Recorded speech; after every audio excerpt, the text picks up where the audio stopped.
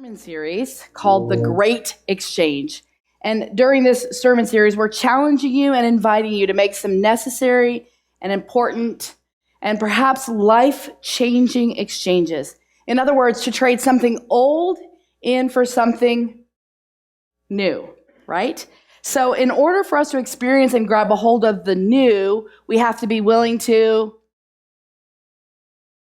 let it go. Let it go. Let it go. Can't hold it back any. Let it go, right? I should have been on Broadway. I'm just saying. It would have been so much fun. Okay. Yeah, we have to let it go. We have to be willing. That's the first step. We have to be willing to let go of old thoughts. We have to be willing to let go of old attitudes and old beliefs. We have to be willing to let go of distortions that we are holding on to. We have to be willing to let go of the old way in order to receive something new. Old ways of responding, old ways of behaving, old ways of being, so that God, who is always at work trying, I say trying because we have to participate, right? God is always at work trying to reshape us and remold us and transform us to be more like Jesus. And here's the thing about doing life with Jesus. Doing life with Jesus is never about standing still. In fact, I've heard it said that in your faith journey, if you are standing still, you're actually going backwards. That the invitation from Jesus is that we would be on a consistent, ongoing adventure of walking with Jesus. And that as we walk with Jesus, what Jesus wants to do is help us to unlearn those false things that we've internalized and relearn something new, something that is of God, whether it's a belief or an attitude or behavior or the ways that we interact with each other. Walking with Jesus is always this process of becoming something more, something different, someone who reflects more and more of Jesus. So the older we get, if we're in this lifelong process, the more we become like the one we follow, the more we become like Jesus. And so it is this constant lifelong process. And if you are in a place in your life where you feel like you finally can settle in because you've figured out what's true, or you're in a place where you've settled in because you've got this whole faith thing figured out, then you are going to be missing something that God has for us because none of us have it figured out. There's always more for us to unlearn, relearn, and learn from the heart of God. And I love how Romans chapter 12, verse 1 and 2 describes this process because it is a process. And I especially love how the Message translates these two verses. Listen to this invitation of how we are to live our lives as we follow Jesus. So here's what I want you to do, God helping you. Take your everyday, ordinary life, your sleeping, eating, going to work or school, and walking around life and place it before God as an offering. Embracing what God does for you is the best thing that you can do for Him. Don't become so well adjusted to your culture that you fit into it without even thinking. Instead, fix your attention on God. You'll be changed from the inside out. Regularly recognize what He wants from you and quickly respond to it. Unlike the culture around you, always dragging you down to its level of immaturity, God brings the best out of you, develops well-formed maturity in you. Now, I don't know about you, but I know me pretty well most days. And I know that there's still a lot of immaturity lurking around inside of me. And I know that there's plenty of unlearning to do. And I know that there are places that I want God to develop in me, to develop into good maturity, right? Into that well-formed maturity. And I think that's true of us, all of us in this room, whether we're ready to admit it or not.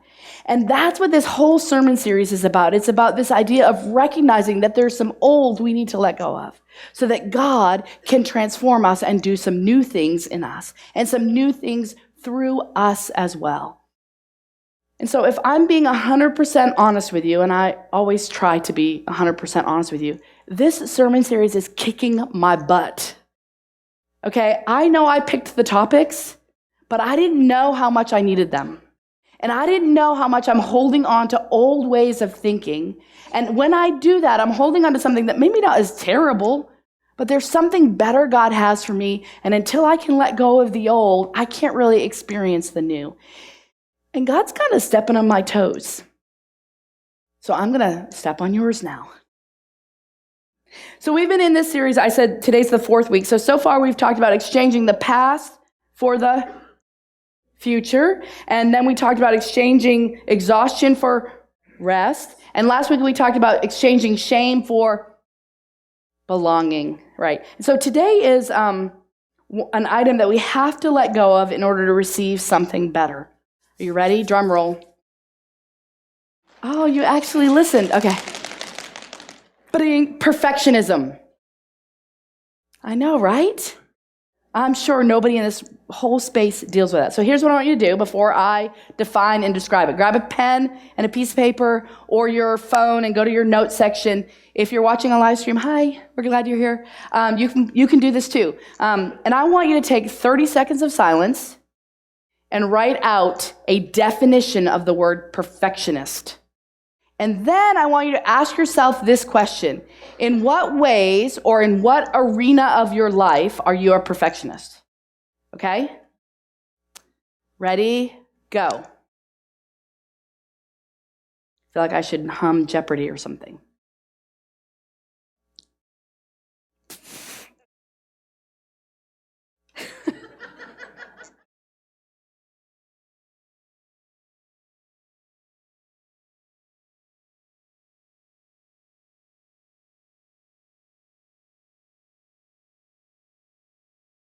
And those of you who are actually doing it, you get a gold star today.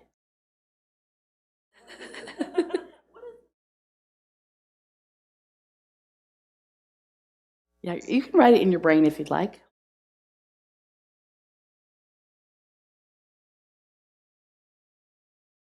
So if you are a cheater like me, you might have just Googled perfection. And if you did, you might see something like this. Perfectionism is the refusal to accept any standard short of perfection. So my assumption is that almost all of the definitions in this room have the word perfect in them. Because perfectionism is about this internal drive inside of us to achieve perfection. Some of the other definitions that I came up with were this: the expectation that we put on ourselves or others to be perfect and to do everything perfectly. And then I said this one: striving to live up to the expectations of ourselves, others, or God.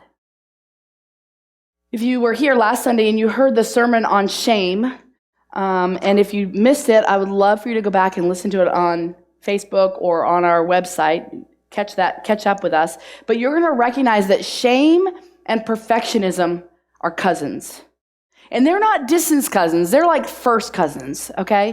So if you struggle with the internal voice of shame that is constantly challenging you about your value and your worth and your place in God's kingdom, then chances are pretty good that you also struggle with some of the difficulty that comes with perfectionism. Some of the damage that is done when we put this expectation on ourselves to be perfect, to look perfect, to achieve perfection. So when we do this, it actually feeds and empowers this voice of shame inside of us that says we're not good enough or we're not worthy of love or acceptance. Perfectionism, this internal drive to be perfect and to do perfectly, or at least to appear so on Instagram. Because if you can't be perfect, you might as well create the illusion that you are. Right? Nobody can relate? Okay, sorry. So here's the thing. Perfectionism can be fueled by many different things. There's a pretty good chance that sometimes our perfectionism or our desire or our drive to be perfect and do perfect is fueled by pride. We believe somehow internally that we're all that and a bag of chips. And we want to make sure everybody around us knows it too. And so we have this drive to achieve and attain and be perfect. Or sometimes perfectionism is fueled by our insecurity. There's a thinking inside of us that says, well, I know I'm not good enough, and I know I'm not smart enough, so I'm going to try to prove to myself and maybe to others that I can be if I just work harder at it. If I just strive for more, then maybe people will see me as having value and worth, that I'll have something to contribute. So you've got this pride that could feed it, but also insecurity. And then there's this other thing. There's also our perfectionism, or our perfection tendencies can be fueled by fears of rejection, thinking that if people knew the real me, if they knew I wasn't as good as they think I am, then they might reject me, or I might be perceived as a failure. And no one wants to be a failure. And so we've got this interesting combination of different elements inside of us that fuel this perfectionism. And sometimes it's a combination of all three. So we strive for perfection.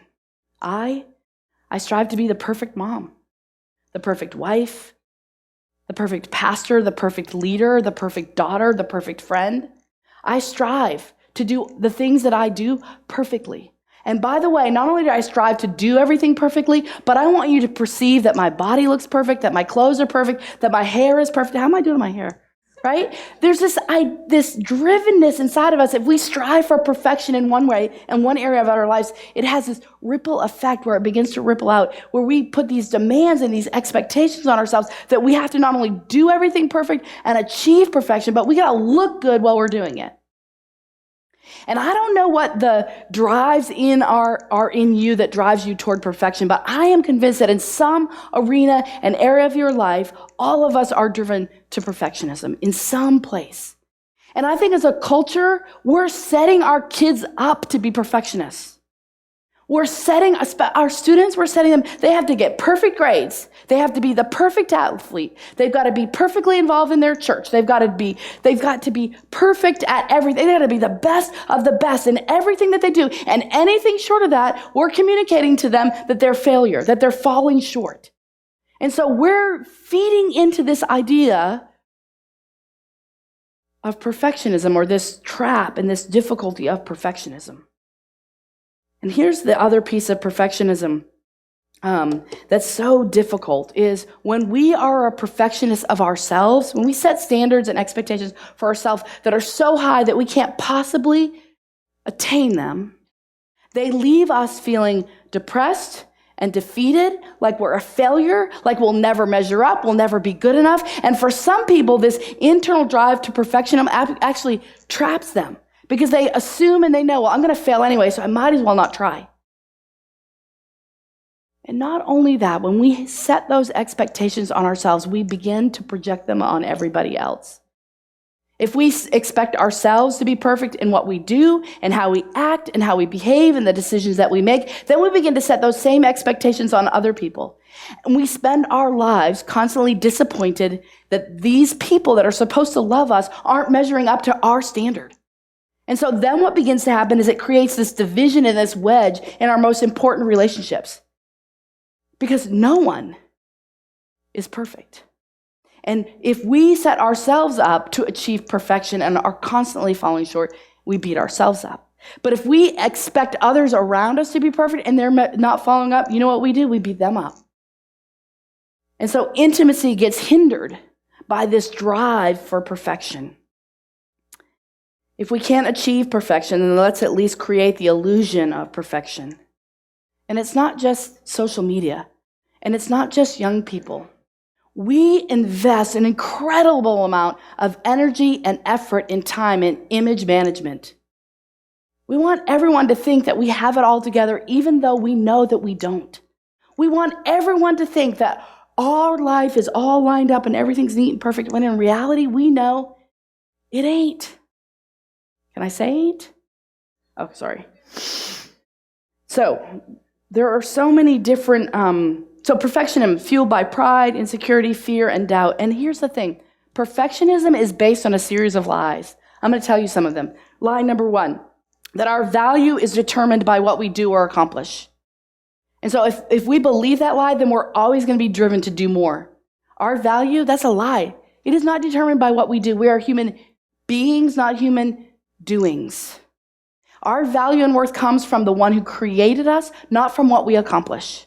Can I get an amen?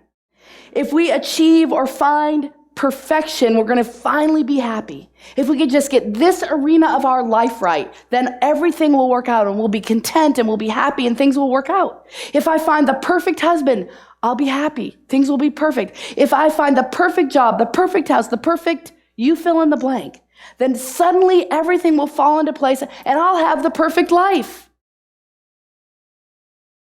Does that work? No, they're all lies.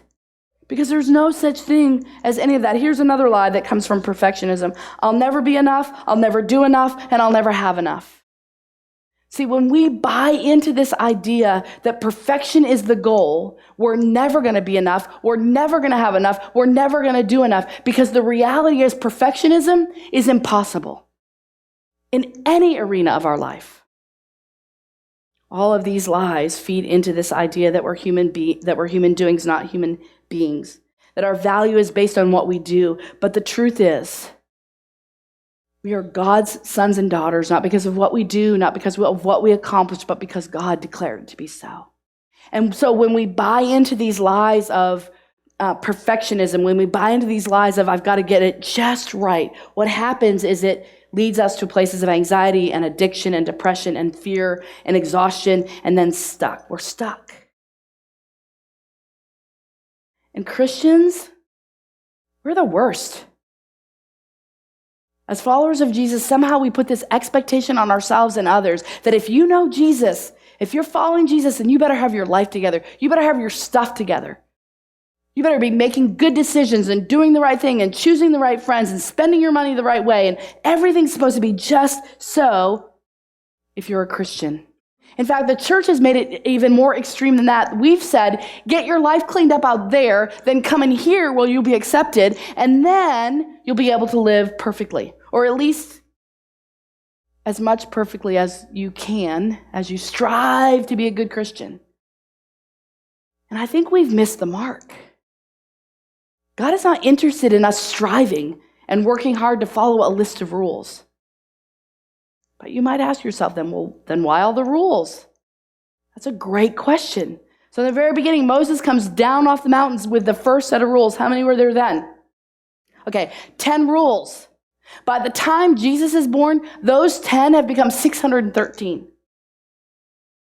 The Jewish people, well, they just kept adding more rules on and more rules on. The religious leaders, they kept adding more expectations and more expectations and more expectations that no one could ever live up to. Jesus was so kind to us and he reduced them to 2. Love God, love your neighbor as yourself. You get those 2 right, man, your lives will change. But here's the thing. God didn't give us all the laws because he wanted us to follow them perfectly. God's not interested. This might get me in trouble. I'm going to say it anyway. God's not interested in you being a good rule follower. He wants you to love him. In fact, in Romans 3:20 gives us why all the law. Listen to this. No one can ever be made right with God by doing what the law commands. The law simply shows us how sinful we are. So we can't even follow the 10, but anyway, let's go with the 10. You got these 10 laws. They just show us how much we need Jesus. They just remind us that we're always going to fall short of the mark. And that God has provided a solution to that problem. And his name is Jesus. And so this gift of Jesus' life and death and resurrection, that's what makes us right with God. That's what enables us to have a relationship with God. God has no expectations on us to be perfect and to do everything perfectly. We've put that on ourselves. So, what is this gift of exchange? I know I spent a ton of time defining perfectionism, and I hope you've already kind of identified those places where you struggle with perfectionism. So what's the exchange? How do we turn in this lie of perfectionism for truth of God's heart? Well, it begins with believing this truth, and this is the replacement of perfectionism. There is no such thing as a perfect person. Well, there was one. His name was Jesus. But there's no such thing as a perfect person. So I want you to say it with me. I am not perfect. Turn to your neighbor and say, you are not perfect. Turn to your spouse and say, you definitely are not perfect. No, I'm just kidding. Don't do that. See, I think if we can let go of the false thinking that perfectionism or perfect is a possibility, it's just not. There's no such thing. I'm not perfect. You're not perfect. Nobody's asking you to be perfect. And if they are, they're not a healthy person for you to be in a relationship with. There is no such thing as perfect. We're all flawed. We're all going to fall short. We're all going to mess up. It is what it is. We are not perfect. So with that foundational truth, I want to build some, for the next few minutes, I want to build some ideas of what we can exchange perfectionism. Perfectionism is the old way. I want to introduce a new way. And I want to do it with a story from Jesus' life. And it's a story that every time I read it, it resonates with my heart. In other words, every time I read it, I'm so convicted that I want to go stand in a corner and cry. Okay. Luke chapter 10, beginning with verse 38. As Jesus and his disciples continued on their way to Jerusalem, they came to a certain village where a woman named Martha welcomed him into her home. Her sister Mary sat at Jesus' feet, listening to what he taught. But Martha was distracted by the big dinner she was preparing. She came to Jesus and said, "Lord, doesn't it seem unfair to you that my sister just sits here while I do all the work? Tell her to come and help me." But the Lord said to her, "My dear Martha, why are you worried and upset over all the details? The only thing worth being concerned about, there is only one thing worth being concerned about. Mary has discovered it, and it will not be taken away from her." Every time I read this story, I have such compassion for Martha because I have heard preacher after preacher throw Martha under the bus. But listen, it's Jesus at her house. If Jesus was coming to dinner at your house, you would be in the kitchen preparing the most perfect meal you could imagine. You would pick your best recipe, your favorite recipe, the one that turns out good every single time. It's Jesus at her house. She wants her house to be neat and clean and everything in its place, and she's going to decorate her table in such a way that Martha Stewart would be jealous. It's Jesus at her house. Of course she's working hard. You would too if your guest of honor was the Savior of the world. So I don't want to be too hard on Martha. I'd be doing in fact, I do the exact same thing for you when you come to my house and you're not Jesus. So imagine what we would do for Jesus, right? So this drive for perfectionism or for achieving or doing something over the top, well, I kind of get it for Martha. But who we can learn from in this story, who will help us make an exchange, well, it's Mary. Mary has so much to teach us in this story about not being perfectionists, right? And so I want to, instead of giving you one exchange from this story that Mary teaches us, I'm going to give you three, but I'm disappointed there's three because I wanted to be able to say pee-pee because they all start with P's. So it's three. See, I told you there was still immaturity in here. So we're going to take perfectionism and we're going to replace it with three P's. So those of you who have a hard time remembering, maybe you'll remember the three P's. Or that your pastor said pee-pee in a sermon. I don't know. But anyway. Okay. P number one. Okay, sorry. Present. Mary reminds us that the goal is not perfectionism. The goal is presence. Right? In this story, Mary sits at the feet of Jesus and is present to the moment. When you are a perfectionist, do you know where all your attention is? On the future. When you're a perfectionist and you're chasing after a goal or you're striving for something more, Your attention is always way out there somewhere. And when we do that, we fail to experience and appreciate and celebrate the right now. Jesus is in the right now. I mean, he's holding the future. He's got you over there too. But if we want to experience Jesus, if we want to know Jesus, if we want to truly appreciate every moment of every day, then we have to learn to be present to the moment. And so the invitation is to exchange perfect for present, right? And I think this is so important, especially over the last week or so. We've all realized there is no tomorrow promised to any of us. Our lives can be gone in an instant.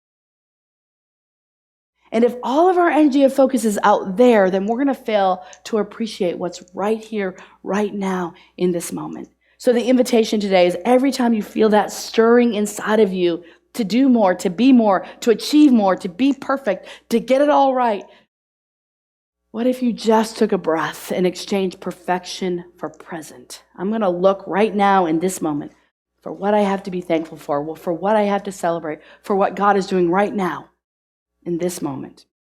Okay, second P, present people.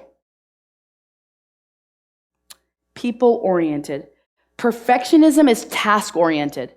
Perfectionism is about accomplishing something, achieving something, getting something done, driving to do more. This is an invitation. Mary reminds us, this is an invitation to exchange perfection for people. I wonder how many of us have hosted a dinner party and we've been so busy taking care of making sure everything looks good and is presented well and that the food is replenished and all those things that you do as a host that you miss the people sitting right in front of you. I'd almost rather be at your house with pizza and you looking me eye to eye than you being in the kitchen preparing a fancy meal, right? I mean, that's what we all need. That's what we want is the people connection. The heart to heart. People are not going to remember what you do for them, but they're going to remember that you are present with them. Am I right? Yeah, so the invitation is to exchange perfect for people. Okay, third P, progress. Perfectionism is about the end goal, and when we fall short of the end goal, and we always will if the goal is perfect, then we are always striving, we are always looking ahead, we're always striving for that goal out there, and we miss what God's doing right here, right now. See, God is not a God of achieving a goal. God is a God of walking with us. I mean, if you go back to the Old Testament, there's a story of God delivering the people of Israel from slavery in Egypt, and they get to travel to the promised land, the land of milk and honey. Do you know how many years it takes them to get there? 40. 40 years of walking around in the desert with God. Because God is a God that walks with us. God is a God about progress, about process. I mean, there's a goal in mind, but God's more concerned with what's happening today in this very moment. Several years ago, Ileana was maybe 11 or 12, and I had a spiritual director I was working with. I felt so stuck in my spiritual life. I didn't know how to grow. I didn't know what to do next. I couldn't hear the voice of God, and so I started meeting with a spiritual director, which was a great experience. I highly recommend it. And I remember talking to her about my own faith journey and saying to her, I'm so frustrated with myself. I'm so mad at myself because I see the goal of the kind of Christian I want to be, but I know who I really am on the inside, and I'm mad at myself because I could be there if I just tried harder, if I just did more. And so not only am I mad at myself, God must be frustrated with me. God must be mad at me because he knows that I know how I should be, and I'm not. And so she said to me this, let me ask you a question. Ileana's 11. Do you get frustrated and mad with her because she makes 11-year-old decisions and not 18-year-old decisions? Do you get mad at her because she talks like an 11-year-old and not like an 18-year-old? Do you put the same demands on your 11-year-old daughter that you would an 18-year-old? Well, no, of course not. Do you walk around frustrated with her that she's not more adult? Well, no, of course not. Because I know that growing up is a process. It's about progress. It's about the next step. And before you can get to 18, you got to be 12, then 13, then 14, then 15, then you know the rest, right? And she's like, then why in the world do you think God is frustrated and mad at you? See, we serve a God who's all about progress, and he's celebrating every baby step. He's not sitting up in heaven with his arms crossed all mad at you because you're not over here. He's standing with you right here saying, come on, you can do it. Take the next step. When your babies are learning to walk and they fall over and over again, you don't get mad at them. You clap every single time. Come on, you can do it. That's the heart of God. And so I'm inviting you, not me, God is inviting you to exchange perfectionism. Whether it's perfection that you demand of yourself or someone else, to exchange that for these 3 P's that are so much better. To be present, to focus on the people around you, and to recognize that progress is progress even if it's half an inch, and to celebrate every second of progress. Because that's what God's doing. Amen?